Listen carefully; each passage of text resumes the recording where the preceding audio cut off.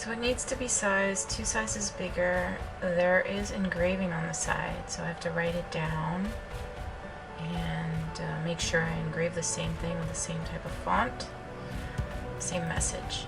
I also had to acid test because it's not carat stamped, so it turns out it's 14.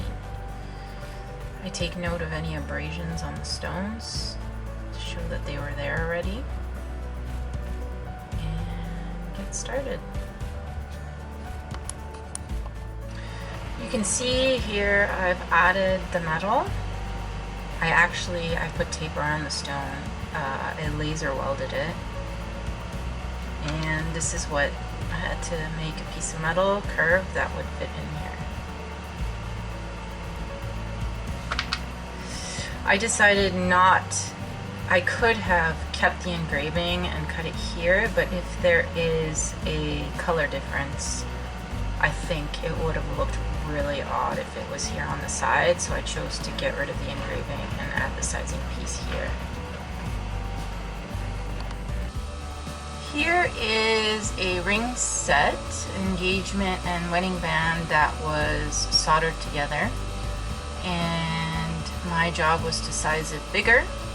So I did that, that's already done. I still have to clean up and polish it. But what we decided to do, because it's top heavy and it keeps turning on the finger, we're gonna add 2 little speed bumps or beads here, which will make the inner diameter basically oval this way, and it gives the finger, the meat of the finger, some resistance. So it won't spin as much, and it also gives a little bit of room for your fingers to expand and contract. I'll show you at the end.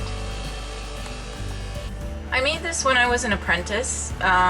It's just with a compass on brass. You have 2 sides here with different, shapes of pies. Here you can see it's about a 45-degree angle. This is great when you're doing, let me just zoom in here.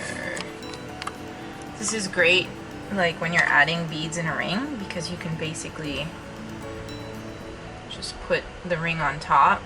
You can line it up with the circles, the inside of the shank, and right there, it's hard for me to see with the angle of the camera, but you get the gist. You can sort of see where that 45-degree is and just mark it. If I had Sharpie, that worked. 1, 2, and then I turn it around. Whoop. And do the same thing. See, 1.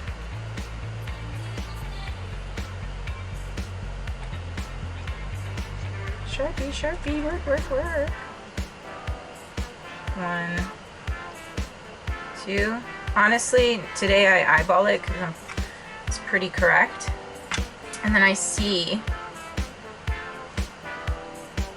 so this is where my lines are. I take the middle. Always just go in the middle. Same with the interior, which is where you're gonna put the beads, so it makes more sense to do it in here, here, and here. Oh, you can't see, sorry. So I'm gonna add this line in the middle. I know that's where I'm gonna put my bead. Same here. Follow the lines that I made on the outside. This one's pretty aligned. This is where I'm gonna add my bead, and then it will look, very symmetrical. It's just a little trick. I'm about to laser these beads in. What I'm gonna do, because this is a sapphire and I just want to protect the stone, I'm gonna use the frog tape and just cover it up, because you never know, sometimes those beams touch things. So here, taped it up, it's safe, and I'm gonna go to the laser welder, weld those beads in. Here we go, I've added those beads with the laser. Now I'm gonna go in with a rubber wheel and clean them up and then polish it.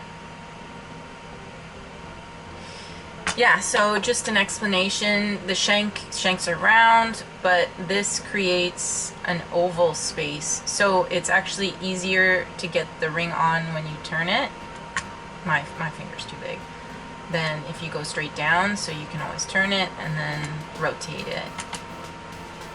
It allows the finger to expand and contract. So it's a good option if you want to prevent your ring from spinning, especially if it has a stone that's heavier. It's heavier on top.